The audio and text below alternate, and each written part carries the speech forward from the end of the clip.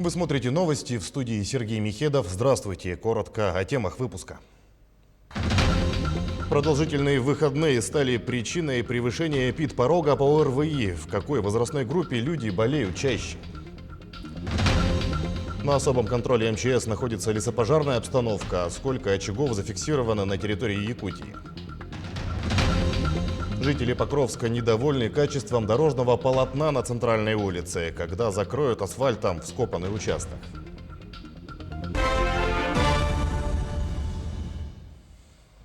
Золотодобывающее предприятие загрязнило реки Адыча и Синтачан в Якутии. Об этом сообщает Минэкологии региона. Инцидент произошел в Верхоянском районе в результате прорыва дамбы отстойника акционерного общества «Звезда», которое добывает рудное золото. Теперь в реку поступает мутная вода, которая течет поверх льда. В связи с отсутствием дороги выехать на место происшествия в настоящее время не представляется возможным. Выезд возможен только на воздушном транспорте, говорится в сообщении. Информацию направили во все профильные ведомства и Якутскую природоохранную прокуратуру. Заболеваемость острыми респираторными вирусными инфекциями превысила эпидпорог почти на 35% среди якутян старше 15 лет. По информации пресс-службы управления Роспотребнадзора по региону, в целом показатель заболеваемости ниже уровня эпидпорога на 14%. Превышен порог среди возрастной группы 15 лет и старше, говорится в сообщении. С 3 по 9 мая в республике выявлено 5350 случаев заболевания ОРВИ, из которых 69% приходится на детей. По данным лабораторного мониторинга на территории Якутии циркулируют вирусы негриппозной этиологии. Сейчас о ситуации с коронавирусом. 105 новых случаев заболевания выявили в Якутии за минувшие сутки. По данным оперативного штаба, из них в Якутске 60. Среди районов наибольшее количество по-прежнему приходится на Мегино-Кангалацкий, там 13 пациентов. В Чурапчинском районе 7, в Амгинском 6, в Намском 4, в Сунтарском и Усть-Алданском по 3 случая. В Алданском, Горном, Нерюнгринском по 2. По одному человеку заболели в Верхоянском, Кобяйском и Аймеконском районах. Вчерашнего дня в ряде районов республики для школьников введено дистанционное образование.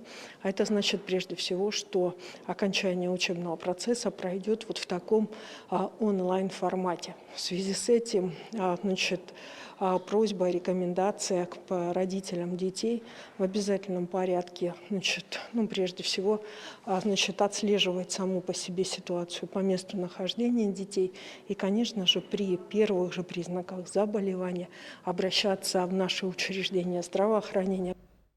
На особом контроле МЧС находится лесопожарная обстановка. На территории Якутии действуют 3 природных очага на общей площади 28 гектаров. Проводится постоянное маневрирование сил и средств. На тушение привлечено 13 мобилизованных граждан, 34 работника Рослесхоза и 8 единиц техники.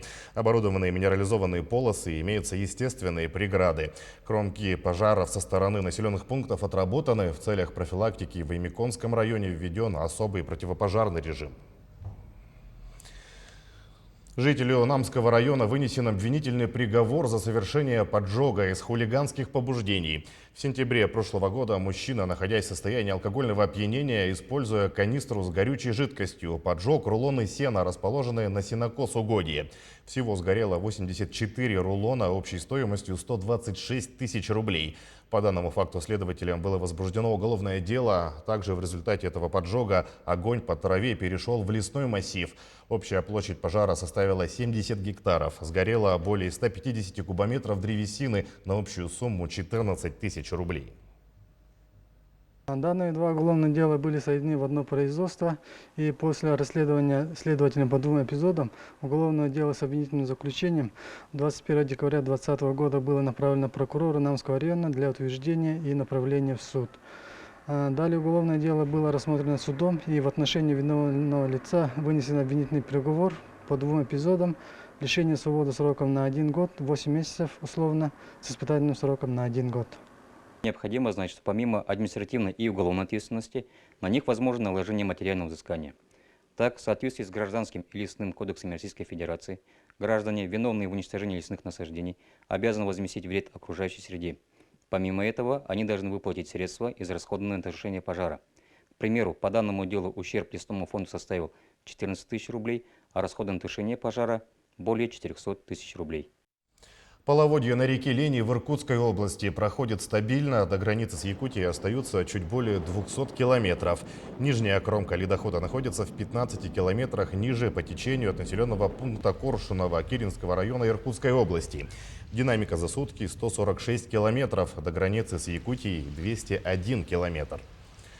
В Тампонском районе на всем протяжении реки Алдан и его притоках продолжается подъем уровня воды. Суточный рост составляет 20 сантиметров. В настоящее время ледоход наблюдается у села Охотский Перевоз. Там уровень воды 446 сантиметров, при критическом 1190. У Джибари-Кихая 448 сантиметров, при критическом 1170. Также слабый ледоход у поселка Хандыга, уровень 291 сантиметр, при критическом уровне 990 сантиметров. Гидрологи каждые 4 часа следят за показателями уровня воды. Ожидается прибытие оперативной группы. Готовится в регионе и к отгону скота и лошадей во время весеннего паводка. На сегодня проверены 116 пунктов временного содержания скота в 25 улусах.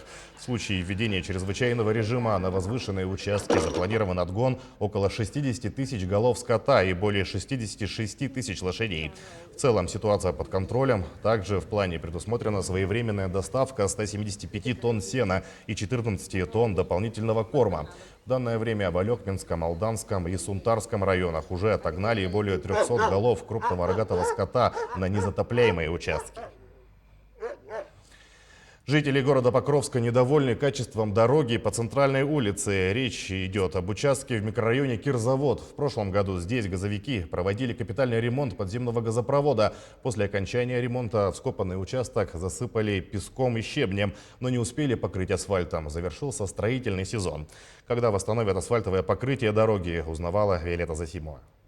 Центральный газопровод, пролегающий под Покровском, эксплуатируется с конца 60-х годов. 2 года назад компания «Сахатранснефтегаз» взялась за его перекладку. Первым этапом обновили 400 метров газопровода по улице Комсомольская. В прошлом году работы по перекладке затронули центральную улицу братьев Ксенофонтовых. Чтобы обновить 900 метров подземного газопровода, пришлось вскопать одну полосу дороги от перекрестка с улицей Пионерская до перекрестка с улицами Комсомольская и Орджоникидзе. Работы продлились до 7 сентября. После них подрядная организация должна была полностью восстановить вскопанную полосу, но не успела. Решено было на начальном этапе засыпать песком и щебнем, а асфальтирование провести в 2021 году. Зимой дорога не вызывала нареканий у покровчан, но весной с оттайкой снега выявились все изъяны недоделанной дороги. В прошлом году, 20 июля, мы выдали ордер на земляные работы, получается, да, со сроком до 1 октября восстановления дорожного полотна. Но с поздними сроками, получается, они восстановили только вот грунтовую часть. Но у нас проблема состоит в том, что зима прошла, грунтовую воду вот все равно все сломали, получается, да? Они должны это отремонтировать. Мы свою заявку тоже направляли. После праздников майских они обещали приехать и исправить. В течение 2 часов после интервью с исполняющим обязанности главы города огромная яма, которая красовалась на фоне, была оперативно отсыпана. Как выяснилось, Сахатранснефтегаз уже начал подготовку к восстановительным работам. Начало восстановления дорог будет со следующей недели и до 31 июля. Просьба жителей города Покровска отнестись с пониманием и немножечко потерпеть. Ремонт магистрального газопровода в этом году продолжится, но не затронет центр города и дороги. Работы начнутся с улицы Шоссейной и вплоть до микрорайона Звероферма. Протяженность обновляемого участка около 3 километров. Виолетта Засимова, Федор Тарасов, Хангаласский улус.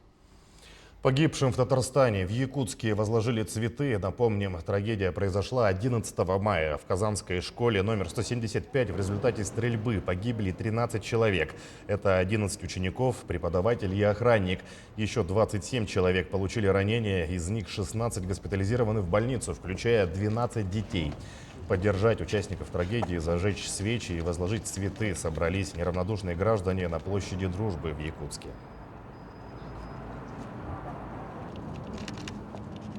Мы, татары Республики Саха-Якутия, как и весь народ Российской Федерации, скорбим, переживаем, разделяем боль и утрату с близкими. Просим Всевышнего, чтобы принял души умерших и дал силы и выздоровления раненым детишкам и взрослым. Федеральный проект содействия занятости национального проекта «Демография» начинает реализацию программы «Центр опережающей профессиональной подготовки Якутии». Воспользоваться программой смогут пенсионеры, женщины по уходу за ребенком, граждане без работы и другие. Сегодня в рамках данного проекта для запуска своих образовательных программ подписали соглашение представители Госкомитета по занятости населения, СВФУ, Томский госуниверситет, Центр опережающей профподготовки и Агентство развития профмастерства WorldSkills Россия. Участники проекта будут обучать желающих получить новую специальность по своим образовательным программам на бесплатной основе. Всего за этот год квоту на обучение получат более 1000 якутян. Подать заявку можно на сайте трудвсем.ру. Проект «Демография» и мероприятия по профессиональному обучению, дополнительному профессиональному образованию безработных и незанятых граждан, а также отдельных категорий граждан, реализуется в республике с 2019 года, как и по всей стране. За этот период мы обучили более 1000 человек. Эффективность мероприятия показывает факт трудоустройства. 94% граждан, которые предпенсионного и пенсионного возраста нашли свою работу или продолжили работу по новым компетенциям. В настоящее время у нас более 145 образовательных программ по Центру опережающей подготовки. Поступило более 207 заявок уже от безработных и незанятых граждан, а также граждан предпенсионного возраста и женщин, имеющих детей дошкольного возраста. Сегодня отмечается Международный день медицинской сестры. Это хороший повод еще раз поблагодарить и поздравить представителей одной из самых гуманных и милосердных профессий. В этот день в Якутске чествовали студентов первого курса Якутского медицинского колледжа Ивану и Владимира Диадоровых-Лаврентьевых. Напомним, 25 апреля в Якутске они вместе с Владимиром Ершовым спасли провалившихся под лед детей и оказали первую помощь. Сегодня в адрес студентов-героев прозвучали слова благодарности от министерств и ведомств республики.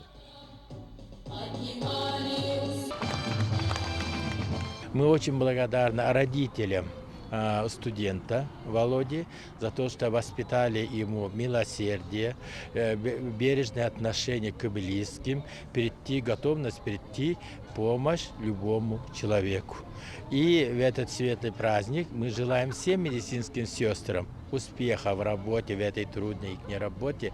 Главное, семейного счастья, чтобы всегда были их близкие, и друзья, и родные всегда порадовали своими успехами и были всегда здоровы. Будьте здоровы! Мы следим за развитием событий. Оставайтесь с нами.